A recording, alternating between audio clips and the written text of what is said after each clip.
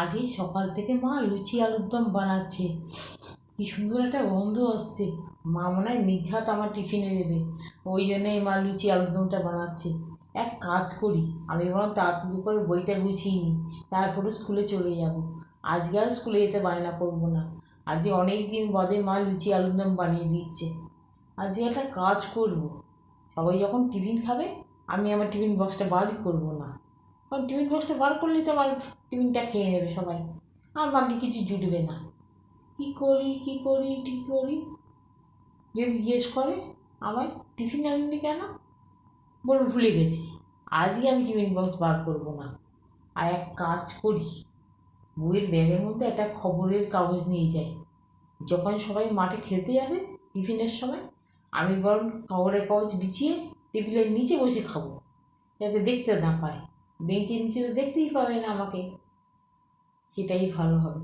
যাই, আমি বরং যাই, স্কুলেই যাই। বইটা তো গোছানো হয়ে গেছে, দেখি মাঝে টিফিনে কি দিয়েছে। ও মা, আজকে রোজকার মতো রুটি আর পটলের তরকারি দিয়েছে।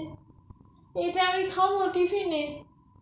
বন্ধুরা কি সুন্দর সুন্দর ওর টিফিন নিয়ে যায়, ওর মারা সবাই কি সুন্দর সুন্দর সব রান্না করে দেয়, আর আমাকে রোজ রোজ রুটি আর পটলের তরকারি মা বানিয়ে দেয়।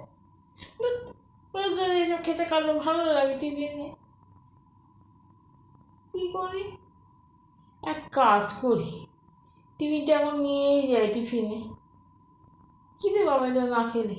এক কাজ করব, আমার বন্ধুরা যারা ভালো ভালো টিফিন এনেছে তাদেরকে দিয়ে দেবো আমার রুটি তরকারিটা, আর ওদের ভালো রান্নাগুলো আমি খেয়ে নেবো, সেটাই ভালো হবে।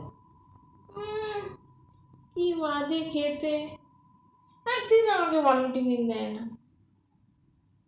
এই জন্য তো আমি স্কুল যেতে যাই না। না, কেমন দেরি হয়ে যাচ্ছে, আমার স্কুলের গেট বন্ধ হয়ে যাবে।